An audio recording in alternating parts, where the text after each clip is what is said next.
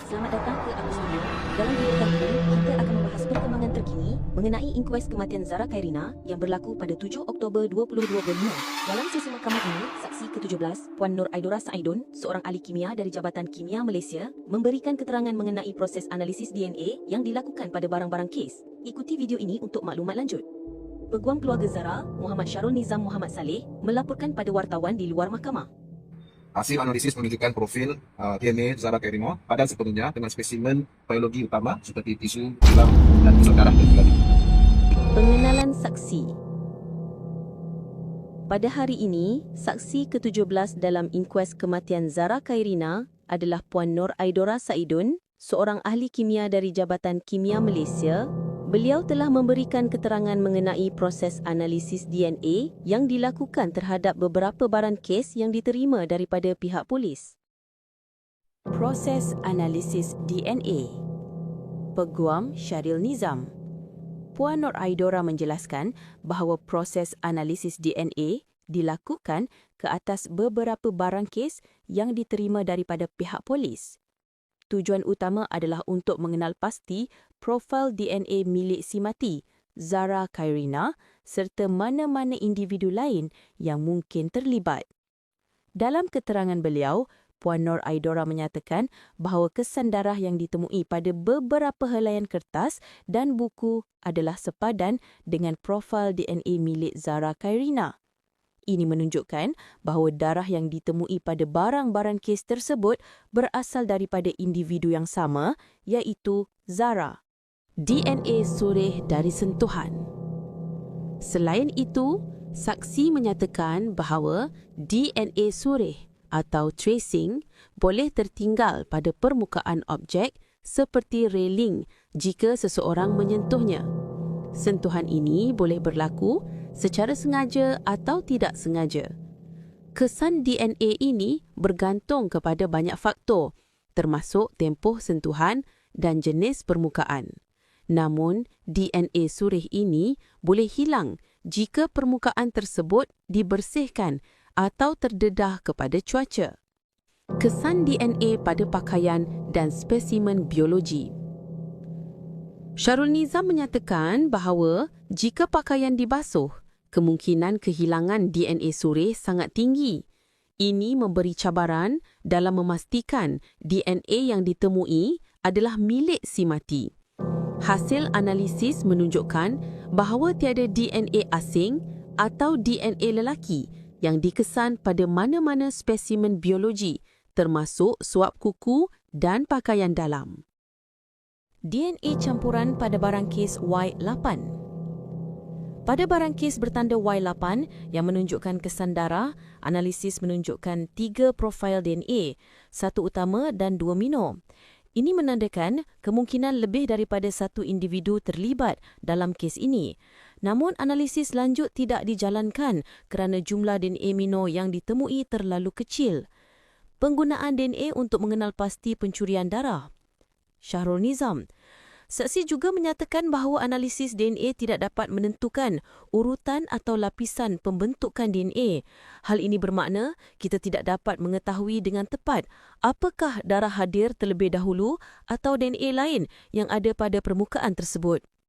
Pemeriksaan dokumen dan perkembangan seterusnya. Dalam perkembangan lain, peguam melaporkan bahawa pemeriksaan dokumen kedua akan bermula pada 10 hingga 17 Oktober 2025. Pemeriksaan ini akan melibatkan 11 item dari barang-barang kes yang telah dibuka hari ini, termasuk dokumen bertanda WK2, WK4 dan sebagainya. Semua rekan media, terima kasih kerana hadir buat liputan pada hari ini. Untuk hari ini kita ada meneruskan proceeding inquest dengan saksi deponen ke-17 Puan Nur Aidora Saidun, ahli kimia daripada Jabatan Kimia Malaysia. DNA dengan pengalaman lebih 25 tahun dalam bidang forensik. Jadi saksi adalah ahli kimia yang mempunyai banyak pengalaman, pernah terlibat dalam kes-kes berprofil tinggi seperti NH17. Saksi telah menjalankan analisis forensik terhadap 37 barang kes yang diterima daripada pihak polis antara 11 hingga 20 Ogos 2025 untuk mengenal pasti profil DNA berkaitan Sumarti dan mana-mana individu lain. Saksi menjelaskan pada soalan kami bahawa jika seseorang memegang permukaan seperti railing atau concrete railing, DNA surih boleh tertinggal bergantung pada tempoh sentuhan, peluh ataupun sel kulit yang dilepaskan. DNA surih ataupun DNA tracing boleh hadir melalui sentuhan sengaja ataupun tidak sengaja dan boleh hilang sepenuhnya jika permukaan dibersihkan atau terdedah kepada cuaca. Saksi ini juga menyatakan bahawa bahan-bahan eksibit yang pernah ditender di mahkamah ini untuk pemeriksaan tulisan Jabatan Kimia Y2 atau Y15 tidak ada diberikan kepada beliau untuk pemeriksaan DNA. Hanya eksibit Y1 dan Y8 yang ada diberikan kepada beliau untuk pemeriksaan DNA. Saksi juga menerangkan bahawa jika pakaian dibasuh, barangkalian kehilangan DNA surih adalah sangat tinggi. Hasil analisis menunjukkan profil DNA Zara Kairina padan sepenuhnya dengan spesimen biologi utama seperti tisu, tulang, dan kesan darah yang telah diberikan. Tidak ada DNA asing ataupun DNA lelaki signifikan yang dikesan pada mana-mana spesimen biologi, masuk swab, buku, pakaian dalam ataupun spesimen. Beberapa barangan seperti buku, beg, dan selimut menunjukkan profil DNA campuran ataupun mixed profile yang tidak konklusif dan boleh berpunca daripada kesan sentuhan biasa ataupun perkongsian ruang di asrama. Dalam barang kes Y8, bahan yang dikesan dengan kesan darah, analisis saksi menunjukkan 3 profil DNA, 1 utama, major, dan 2 minor, menandakan kemungkinan lebih daripada 1 individu atas barang kes tersebut. Saksi menjelaskan bahawa permintaan analisis hanyalah untuk menentukan pemilik darah dan bukan untuk mengenal pasti penyumbang DNA minor. Dan analisis lanjut tidak dijalankan kerana jumlah DNA minor terlalu kecil, low template DNA. Saksi juga menerangkan bahawa analisis DNA tidak dapat menentukan lapisan ataupun urutan pembentukan DNA, the timing of the DNA placement, sama ada DNA darah hadir dahulu ataupun DNA lain, tracing yang hadir pada permukaan tersebut. Itu saja ringkasan keterangan saksi ini. Dalam perkembangan lain, dengan saksi pakar DNA hari ini membuka eksibit-eksibit 37 hari ini, pembukaan rasmi tersebut membolehkan fasa sesi pemeriksaan dokumen kedua oleh pakar dokumen forensik kami boleh dijalankan. Kerana kami ada memohon kepada Mahkamah Kehormatan dan juga pegawai pengendali kebenaran untuk memeriksa baki-baki dokumen yang akan dibuka hari ini. Terdapat 11 item yang kami ingin semak, iaitu daripada WK2, WK4, WK5, WK6, 9, 10, 11, 12, 13, 14 dan WK15 mempunyai 10 harian kertas, dan pemeriksaan tersebut dijadualkan bermula pada 10 hingga 17 Oktober. Dan itu sahajalah untuk kesan hari ini. Yang akan mengenai tulisan dokumen-dokumen. Yang lain-lain macam barang pakaian semua kita tidak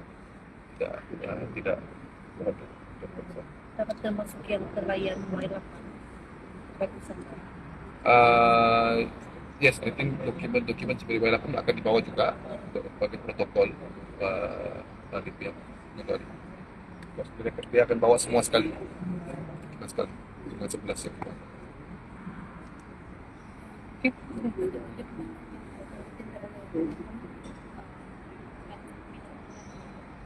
Dokumen tulisan.